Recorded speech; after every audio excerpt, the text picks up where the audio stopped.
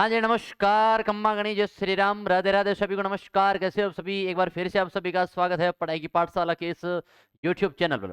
प्यारे साथियों, अपने जो बात चल रही है, कुछ महत्वपूर्ण चीज़ें, महत्वपूर्ण इन्फॉर्मेशन आपके लिए है कि भाई राजस्थान बोर्ड का जो अभी एग्ज़ाम होगा कुछ टाइम बाद में, उसके लिए प्यारे साथियों क्लास 10th के लिए सामाजिक विज्ञान यानी सोशल साइंस के लिए अपन क्या करने वाले हैं, मॉडल पेपर सॉल्व करने वाले हैं। देखो, जब अपन बात करते हैं एग्जाम की, तो बोर्ड एग्जाम से पहले अपने क्या देते हैं, प्री बोर्ड देते हैं। तो उसी प्रकार से मैं आपको मॉडल पेपर इतने करवा दूंगा कि आपको आइडिया लग जाएगा कि वास्तव में सवाल की अप्रोच क्या होती है। वास्तव में सवाल इस प्रकार से आते हैं, वास्तव में क्वेश्चन किस प्रकार से पूछे जाते हैं, उनको हल किस प्रकार से किया जाता है। तो एक-एक बातें समझने का प्रयास करेंगे और अच्छी तरीके से समझने का प्रयास करेंगे। आपके लिए अगर आपका साथ मिला, आपका सपोर्ट मिला और अगर आपका रिस्पॉन्स मिला, तो आपके लिए एक बेहतरीन सीरीज स्टार्ट करेंगे, जिसके अंदर 10वीं बोर्ड के अंदर जितने भी सब्जेक्ट्स हैं, उन सभी के लिए प्यारे साथियों क्या करने वाले हैं, मॉडल पेपर हल करने वाले हैं। जिससे आपको एक आइडिया लगेगा कि वास्तव में एग्जाम के अंदर सवाल की अप्रोच क्या होती है, बोर्ड क्या पूछना चाहती है, बोर्ड अपने से क्या डिमांड रखती है। तो उस प्रकार की बातें करने का प्रयास करेंगे।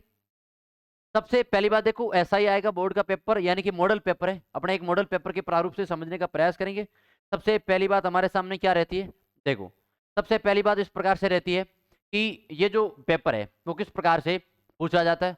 अब देखो, हमारे सामने क्या रहती है, हमारे सामने एक चीज रहती है कि सामाजिक विज्ञान का जो प्रतिवर्ष प्रश्न पत्र है उसको देखने का प्रयास करेंगे, है ना। तब हमारे सामने अधिकतम अंक की संख्या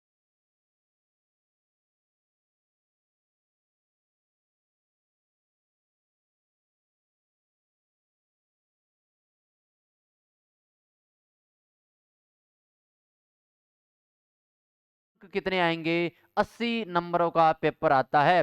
उस पेपर को किस प्रकार से हल करेंगे, उस पेपर में कितने सवाल आते हैं, उस सभी को जानेंगे। दूसरी बात, सवाल में लघुत्तरात्मक, अति लघुत्तरात्मक, निम्नात्मक, एक-एक सवाल, विकलात्मक भी सवाल पूछेंगे। वो किस प्रकार से पूछते हैं, उनकी भी बात करेंगे। अगली बात ये रहती है, कुछ सामान्य निर्देश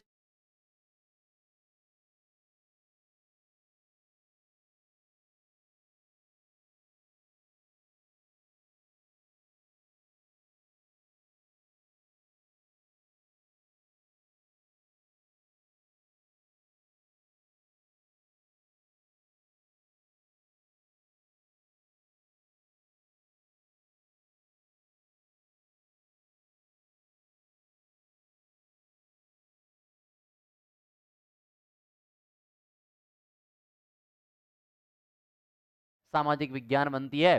किस-किस से? इतिहास से, भूगोल से, राजनीति विज्ञान से और अर्थशास्त्र से।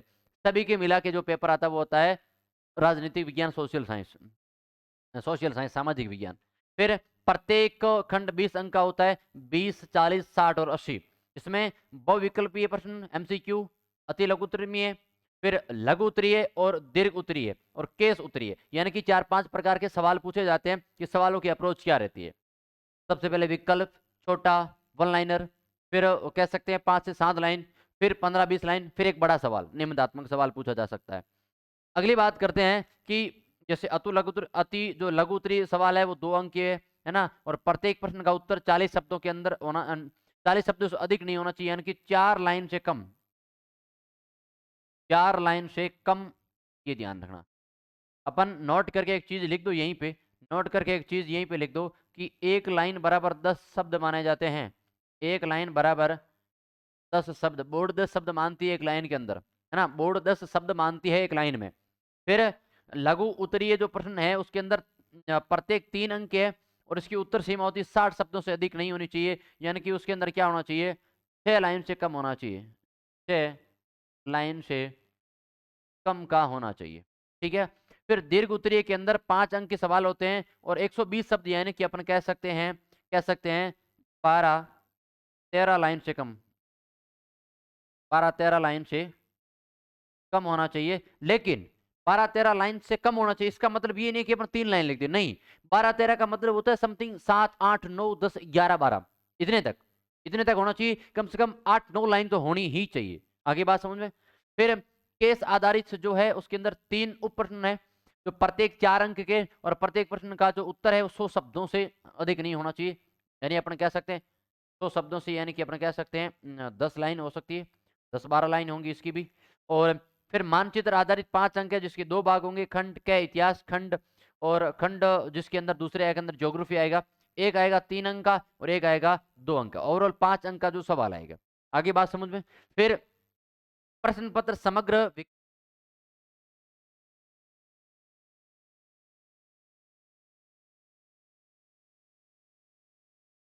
इसका मतलब क्या कहता है, मतलब ये है कि आपको जब अथवा में दिया जाता है तो उनमें से एक करना है, दोनों नहीं करने। सवाल जैसे माना कि 14 नंबर का जो सवाल है उसके अंदर दिया है कि एक तो क्वेश्चन ये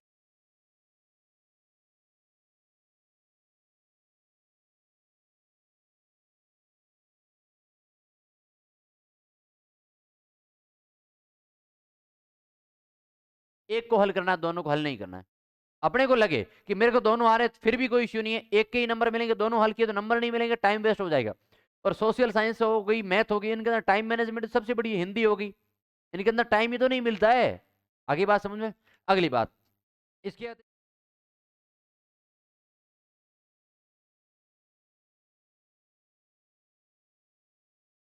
नहीं है ना, अंधे बंधे तुम हो नहीं, दिखता विकता सब है, तो आपके लिए कोई इश्यू नहीं रहेगा। अगली बात करते हैं, इतिहास 20 अंक का होता है जिसके अंदर देखो किस प्रकार से कॉलम ए कॉलम बी प्रकार दिया जाएगा, है ना। तो खंड ए हमारे क्या पूछ लिया, तो अब अपन सोल्व करते हैं कि किस प्रकार से हम क्या करेंगे, हल करने का प्रयास करेंगे।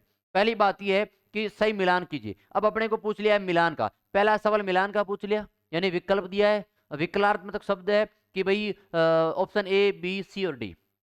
विकल्प जो विकल्प दिए गए क ख ग और गड़े। अब इसके अंदर देखना कि भाई कौन सा राइट है, क ख गड़। फिर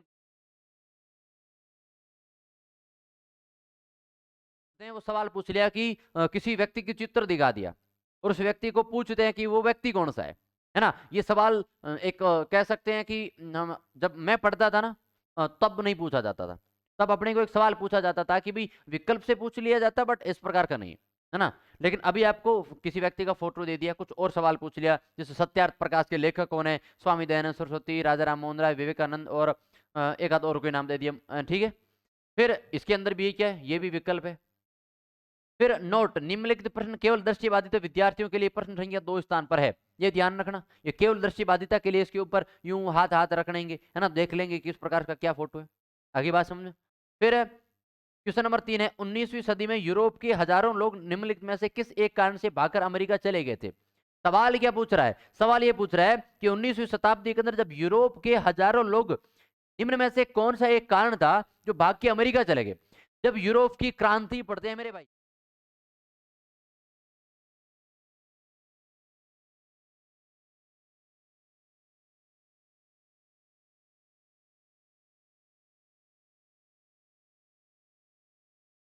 यूरोप की क्रांति के होने के कारण और लोगों के भागने के भी कारण क्या थे, अमेरिका गए थे क्यों गए थे, उनमें से एक कारण देख लेना।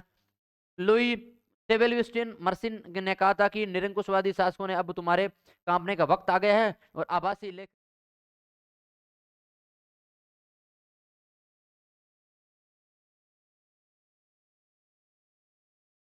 कांपने का वक्त आ गया है, अब तुम्हारे कंपन करने का समय आ गया है। आभासी लेखक की कलम के जोर से, आभासी यानी जो महसूस कर सके, जो फील कर सके, उनके जो लेखक है, उनकी जो कलम है, उन कलमों के आगे तुम्हारे क्या है, टिकने वाले नहीं हो। तो इसके अंदर जो निरंकुशवादी शासक है वो किसे बताया है, तो अपन कह सकते हैं कि समाज को बदलने में लगा शिक्षित वर्ग है निरंकुश समाज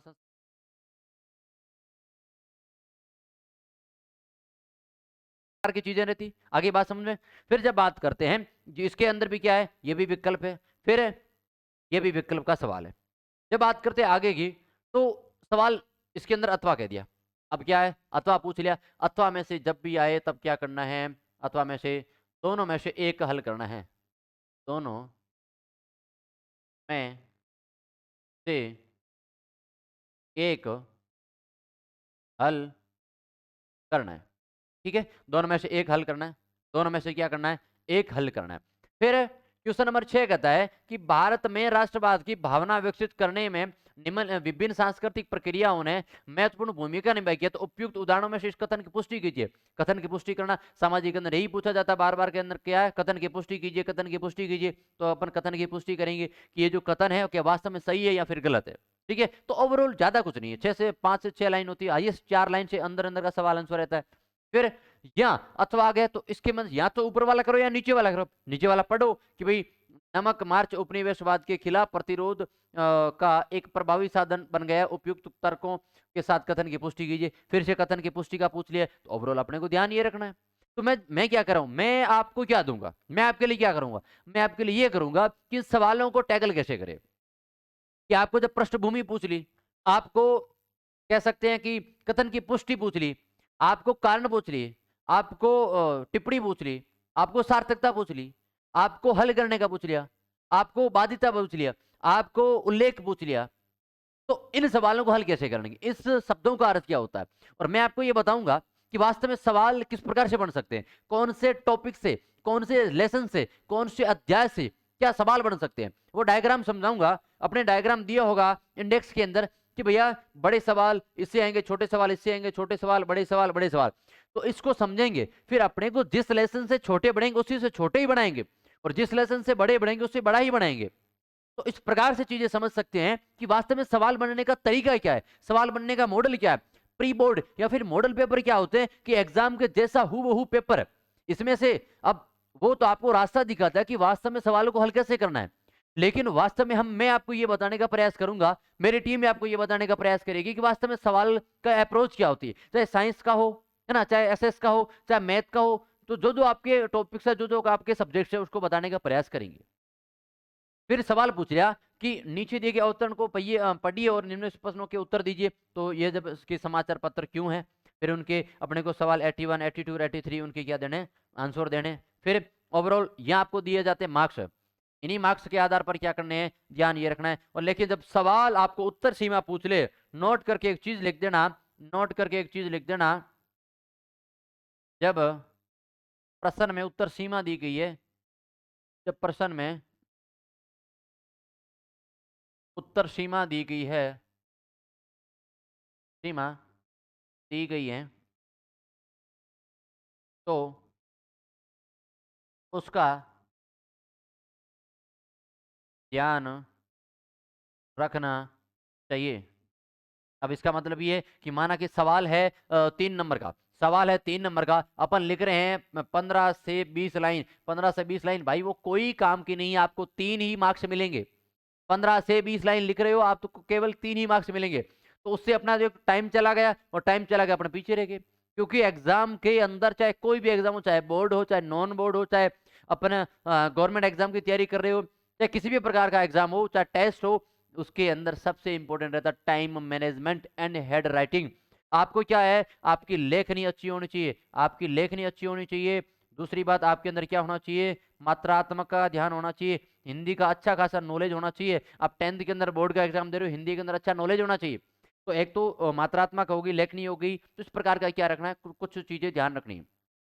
अपने को एक चीज ध्यान रखनी है, एसएसटी के अंदर कोई फिक्स आंसर नहीं होता। जब अपन बड़े आंसर लिखते हैं, तो उसके अंदर अप्रोच क्या करनी है कि वो जो एग्जामिनेशन है, जो कॉपी चेक करने वाला है, उसके अंदर क्या प्रोसेस है, वो सोच क्या रहा है, वो अपने से क्या चाह रहा है, वो क्या डिमांड रखता है। सवाल पूछ लिया कि 1857 की रिवॉल्यूशन होने के कारण क्या क्या है, तो अपने को पूरी गाथा नहीं लिखनी है, अपने को लिखना है 1857 की रिवॉल्यूशन, भारत के अंदर निम्न कारण थे। उसके अंदर अपने को आंसर किस प्रकार से लिखना है, मैं एक आपको मैं एक आंसर शीट लिखवाता हूँ, रुको, छोटी सी मैं आपको आंसर शीट बनवा देता हूँ। किस प्रकार से अपने को, माना ये अपनी कॉपी है, माना अपनी क्या है, ये कॉपी है, और इसके अंदर सवाल पूछ लिया, है ना, इसके अंदर सवाल पूछ लिया कि उसने पूछ लिया क्रांति के कारण, 1857 की क्रांति के कारण बताओ और इनकी व्याख्या करो। कम से कम वो सवाल है, सवाल कितने अंक का है, 8 अंक का है, 8 अंक का सवाल है। तब अपने को आंसर किस प्रकार से लिखने हैं, देखना कि सबसे पहले ही ध्यान रखना है, जब अपन उत्तर लिखते हैं तो एक तो चीज ध्यान रखना, इस प्रकार से, है ना, इस प्रकार से लिखना। फिर ये लिखना कि भारत में 1857 की जो क्रांति है वो इस समय शुरू होती है, वहां से शुरू होती है, और जिसके निम्नलिखित कारण रहते हैं, जिसके क्या रहते हैं, निम्नलिखित कारण रहते हैं, ये शब्द लिख देना, जैसे लिख दिया निम्नलिखित कारण रहते हैं। और उसके बाद में जैसा लाइन यहाँ आई, यहाँ से कर दिया और कारण नंबर 1 लिख दिया, है ना, 1 लिख दिया। और उसके बाद में जब कारण लिख दिया, है ना, जब उसके बाद में आपने यहाँ पे एक कारण लिख दिया, और कारण लिखने के बाद यहाँ छोटी सी अंडरलाइन कर लेना, और उसके बाद इस प्रकार का एरो लगा के नीचे आंसर लिखना शुरू करना, और ध्यान रखना आंसर यहाँ से लिख देना शुरू कर देना यहाँ से। तो वास्तव में किस प्रकार से एग्जाम को टैकल करना है, सबसे इंपॉर्टेंट वो चीज है अपनी कॉपी कितनी सुंदर दिख रही है, अपनी कॉपी के अंदर क्या क्या लिखा है, क्या क्या शब्दों का प्रयोग किया है, किस प्रकार से लिखा है, वो इंपॉर्टेंट रहता है। तो फिर आपने दूसरा पॉइंट लिख दिया, ये लिख दिया दूसरा पॉइंट, है ना। दूसरा पॉइंट के अंदर आपने लिए ये लिख दिया कि भाई एक और कारण लिख दिया, कारण के बाद में ये लाइन बना दी, इस प्रकार का एरो बनाया, और फिर नीचे से अगली लाइन से लिखना शुरू कर दिया।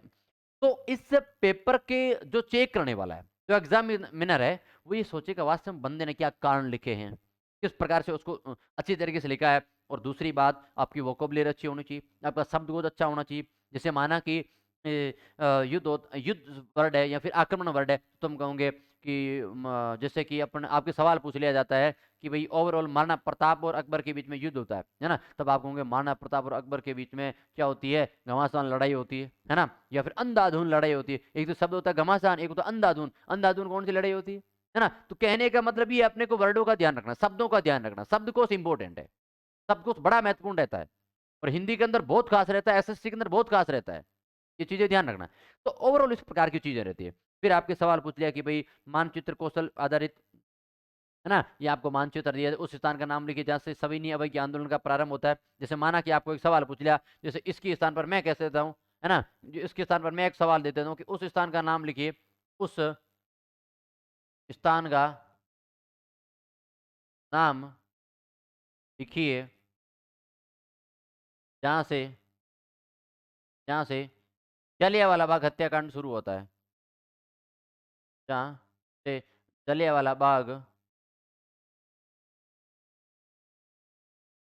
हत्याकांड होता है, हत्याकांड होता है। तब अपने को छोटी सी बात है, जब एसएसटी के अपन छात्र है, अपने को ध्यान है कि जलियांवाला बाग हत्याकांड कब होता है, कि 13 अप्रैल 1919 को, 13 अप्रैल 1919 को। कहाँ से होता है, अमृतसर पंजाब से, अमृतसर पंजाब से। आपको मैप दिया जाएगा, आपको मैप दिया जाएगा, इस प्रकार से मैप बना हुआ होगा, इस प्रकार से मैप बना हुआ होगा, है ना, इस प्रकार से मैप बना हुआ होगा। और ये अपने राजस्थान हो गया, ये इस प्रकार से, ये गुजरात। आपको पता है अमृतसर कहाँ है, पंजाब में, ये अपने राजस्थान हो गया, या पंजाब, ये हरियाणा, ये यूपी, ये एमपी, और ये चीजें। अपने पंजाब कहाँ पड़ता है, तो अमृतसर यहाँ पड़ता है, तो आपने लिख दिया ऐसे करके स्टार करके, अमृतसर, अमृतसर पंजाब, अमृतसर पंजाब, डन, ओके। इस प्रकार से हल करना है मेरे भाई, इस प्रकार से हल करना है। ये नहीं है स्टार, या तो ये होता है एरो, या फिर स्टार होता है, स्टार ए और स्टार बी, इस प्रकार से लिखना है। तो कम से कम उसको लगना चाहिए वास्तव में बंदे ने मेहनत की, वास्तव में बंदा किस प्रकार की समझ रखता है ना, क्या मैच्योरिटी, क्या अनुभवात्मक इसका अध्ययन किया है उसने, किस प्रकार से वो सोचता है, तो वो चीजें इंपॉर्टेंट रहती है। फिर सवाल पूछ लिया कि भाई समग्र विकास के लिए संसाधनों के विकास हेतु क्या अनिवार्य है ना, निम्न में से क्या क्या अनिवार्य है। तब अपन उस पर अनिवार्यता पे सवाल करते हैं कि भूगोल 20 अंक की आती है। अब ये सवाल 1 नंबर का है, तो इस पर ज्यादा अपने को फोकस नहीं रहना है। एक एक नंबर के सवाल है तो कितना लिखना है, एक या फिर 2 लाइन। फिर जैसे कि खाली बक्सों को भरने के लिए सही विकल्प, जैसे कि मिट्टी का वर्गीकरण हो गया, उसके अंदर जलोढ़ मिट्टी, कौन सी मिट्टी और कौन सी मिट्टी, है ना, ये इस प्रकार से जलोढ़ मिट्टी, दोमट मिट्टी, बलुई मृदा, है ना, कौन कौन सी काली मृदा, भूरी मिट्टी, लाल मृदा। तो कौन कौन सी मिट्टियां आती है, देखो जलोढ़ के अंदर गन्ना, धान, गेहूं हो गया, तो कपास पैदा करने के लिए कौन सी आदर्श है, काजू जैसे फसलों के लिए क्या आदर्श है। इस प्रकार के सवाल पूछे जाते हैं। तो ओवरऑल ज्योग्राफी का अच्छा नॉलेज होना चाहिए, भूगोल का। फिर देखो काली मिट्टी, लाल मिट्टी, पीली मिट्टी पूछी जाती है, लेटेराइट काली। फिर देखो सरकारी आंकड़ों के अनुसार पिछले 5 वर्षों के में भारत में कुल 628 बाघों की प्राकृतिक शिकार एवं अन्य कारणों से मौत हुई है। कितने बाघ खत्म हुए, 628, ठीक है। और इस काल में 349 लोगों की बाघ के हमलों से मौत हुई। लोग कितने मरे, 349। ये होते हैं बाघों की मृत्यु होती है ना। और यहाँ पे क्या है, ये लोगों की मृत्यु बाघों के द्वारा, लोगों की मृत्यु बाघों के द्वारा, और जिसमें केवल महाराष्ट्र में ही 200 मौत का रिकॉर्ड है। और एमएच से कितने, ओनली, मतलब केवल ज्यादा से ज्यादा 200। फिर कौन सा विकल्प बाघों के शिकार करने का सबसे महत्वपूर्ण अप्रत्यक्ष परिणाम है। फिर क्या क्या परिणाम रहते हैं, सवाल पूछने का तरीका देखो, आंकड़े बता दिए, आंकड़े बता के कंफ्यूज कर दिया, कंफ्यूज करके नॉर्मल सवाल पूछ लिया। तो सवाल की अप्रोच क्या रहती है, सवाल की क्या पहुंच है, किस प्रकार से अपने मॉडल पेपर आपके लिए हेल्पफुल रहेंगे, इतना विश्वास रखना। इतना विश्वास रखना कि आपके लिए जो मॉडल पेपर लाऊंगा ना उसमें से सीधे सीधे सवाल बनेंगे। दूसरी बात, मेरे पास बुक्स है तो उसके अंदर मैं आपको आइडिया लगा के बता दूंगा कि सवाल कैसे बनेंगे, कौन कौन से सवाल बनेंगे। कुछ महत्वपूर्ण सवाल लिखा के जाऊंगा। एक दिन आऊंगा, जो जो महत्वपूर्ण सवाल है ना वो लिखाऊंगा। फिर एक दिन लिखाऊंगा विकलात्मक, दूसरे दिन अति लघुतरात्मक, फिर लघुतरात्मक, फिर निम्नात्मक, फिर मानचित्र का बता दूंगा कि मानचित्र के अंदर किस प्रकार से आते हैं। एक 20 सवाल बाहर नहीं जाने देंगे। हम मानचित्र का कुछ सवाल पूछ रहे जैसे कि भाई राष्ट्रीय आंदोलन का कोई पूछ लिया, कोई पूछ लिया, ये ध्यान रखना। बाकी सवाल ज्यादा से ज्यादा उसी मॉडल पेपर से, उसी अपने प्रारूप से आएंगे, क्योंकि अपने को एक आइडिया लग जाएगा कि किस प्रकार के सवाल पूछे। तो एनसीईआरटी क्या है? एनसीईआरटी पुराने पेपर पे बेस्ड है, मॉडल पेपर पे बेस्ड है। तो उसका एक क्राइटेरिया फिक्स है। जब आप गवर्नमेंट एग्जाम की तैयारी करते हो तब आपको किया जाता है कि भारत का इतिहास, है ना, भारत इतिहास, और भारत इतिहास के अंदर क्या क्या भाई साहब, आप परिचय से लेके 1947 तक कितना पढ़ोगे। लेकिन आपको जब बोर्ड की एग्जाम होती है तब आपको एक निश्चित पाठ्यक्रम दिया जाता है, इसी इसी सवाल दिए जाएंगे, तो ओवरऑल ठीक ठाक अपने काम बन जाता है। फिर अगली बात करते हैं कि भाई वनों के वर्गीकरण के आधार पर निम्न में से कौन सा कथन जम्मू कश्मीर, आंध्र प्रदेश और केरल जैसे स्थानों पर लागू होता है। ये जो इस प्रकार से सवालों का वही प्रारूप रहता है। जब अथवा के सवाल आते तो एक ही हल करने, है ना, अथवा के सवाल आते ये बड़ा सा दे दिया निम्बंध, और निम्बंध के अंदर से सवाल पूछ लिया, निम्बंध दे दिया, निम्बंध के अंदर से ही सवाल पूछ लिया। फिर अथवा आता तो अथवा में से एक ही करना है, कोई सा एक ही करना है। फिर ये ध्यान रखना कि नीचे दिए गए कार्टून जर्मनी की उस सरकार को दर्शाता जो 2005 के चुनाव में बनी थी, जिसमें देश के दो प्रमुख दल यानी कि एक तो क्रिश्चियन डेमोक्रेटियन यूनियन और दूसरा सोशल डेमोक्रेटिक पार्टी, ये दोनों पार्टियां ऐतिहासिक रूप से एक दूसरे की प्रतिद्वंदी रही, यानी दोनों की विरोधी थी। प्रतिद्वंदी का मतलब क्या होता है? विरोधी, ऑपोजिट थी। और निम्नलिखित विकल्पों में से कौन सा कार्टून सबसे उपयुक्त व्याख्या करता है? यानी गठबंधन सरकार का करता है, दो पार्टी प्रणाली का, लोकतांत्रिक, या फिर द्विप्रणाली प्रकार। तो ओवरऑल से आपको एक तो क्या बताया, ओवरऑल बताया कि बस जो कार्टून है उस कार्टून किसको दर्शाता है, उसके लिए वास्तविक वर्ड क्या है, ये चीजें, ठीक है। और किस प्रकार से देखो दृष्टिहीन उम्मीदवारों के लिए, ये तो दृष्टिहीन वालों के लिए है ना, ये ध्यान रखना। और निम्नलिखित केस पर विचार कीजिए, कौन कौन से पॉइंट्स उस पर विचार करने हैं। और जैसे संघवाद की किन्हीं दो प्रमुख विशेषताओं को उजागर कीजिए। उजागर का मतलब होता है 2 नंबर का सवाल है, पहले तो एक विशेषता लिखी, विशेषता लिखी और उसकी 2 लाइन लिख दी, और एक विशेषता फिर दूसरी विशेषता उसकी भी 2 लाइन, बहुत है, 4-5 लाइन में अच्छी तरीके से नंबर मिल सकते हैं। आपके सवाल लिखने का तरीका क्या है, आप शुरुआत कैसे करते हो, आपके सवाल शुरुआत करने का तरीका क्या होता है, सबसे इंपॉर्टेंट वो चीज होती है। आप शुरुआत कैसे करते हो, सबसे मुख्य चीज वही रहती है। आप उस कॉपी को सजावट किस प्रकार से करते हो, सबसे इंपॉर्टेंट वो चीज रहती है। कॉपी की सजावट क्या होती है, कॉपी की बनावट क्या होती है, उस कॉपी के अंदर शुरुआत से लास्ट तक आप जो लिखते हो वो सबसे महत्वपूर्ण रहता है। उसके अंदर जो लिख रहे हो वो सबसे महत्वपूर्ण है, उसकी शब्द को, उसकी वोकेबुलरी सबसे महत्वपूर्ण है। तो उनको चीज क्या करना है, ध्यान रखना है। अगली बात करते हैं कि जैसे अर्थशास्त्र के सवाल आगे 20 अंक के, है ना, अन्य रोजगार तब पैदा होते हैं। तो जो जो सवाल है, जैसे श्रीलंका में रहने वाले तमिलों की 2 मांगों को मिलाए लिखिए, श्रीलंका बहुसंख्यक सरकार, इस प्रकार से जब सवाल पूछ लिए जाते हैं अच्छी तरीके से अपन हल करने का प्रयास करेंगे। फिर आपको वापस से मिलान का सवाल पूछ लिया, ये मानचित्र दे दिया कि अर्थशास्त्र पर निजीकरण और नकारात्मक सकारात्मक दोनों प्रभाव हो सकते हैं, तर्क देकर पुष्टि कीजिएगा, है ना। फिर आपको इनमें से कुछ दे दिए एरियाज, है ना, कुछ एरिया दे दिए, ये मानचित्र है। इस मानचित्र के अंदर आपको जलियांवाला बाग हत्याकांड पूछा तो अपने ये तो होता है राजस्थान, मैं देखो आपको थोड़ा कलरिंग करके भी बता दूंगा, ये होता है अपने राजस्थान, ठीक है, ये राजस्थान हो गया। और ये होता है पंजाब, ये होता है हरियाणा, ये होता है, ये देख लो, ये गुजरात, ये इस प्रकार से।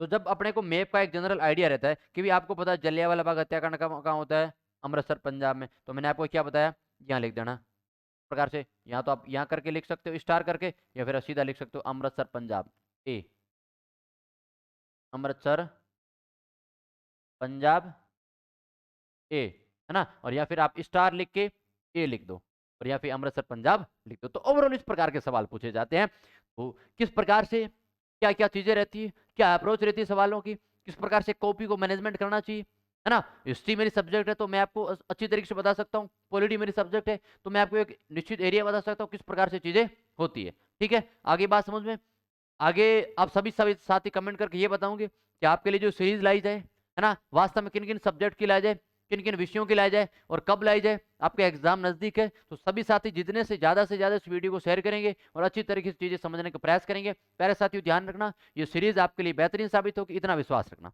ठीक है। सभी साथी रेस्पॉन्स करेंगे, क्या आपकी रेस्पॉन्सिबिलिटी है, आपकी ये भी जिम्मेदारी है कि मैं आपके लिए कुछ करने आया हूँ, कुछ बात करने का प्रयास कर रहा हूँ, कुछ अच्छा करने का प्रयास कर रहा हूँ, तो आपकी भी जिम्मेदारी है वीडियो को शेयर करें, एक कमेंट करें कि वास्तव में आपके लिए चीजें बेहतर, ये बेहतरीन रहा कि नहीं रहा, आगे क्या किया जाए। मिलते हैं नए सेशन में एक नए मॉडल के पेपर के साथ में। तब तक के लिए मैं पंकज बिश्नोई, राम राम, खम्मा गणी, जय श्री राम, राधे राधे, जय हिंद, जय भारत।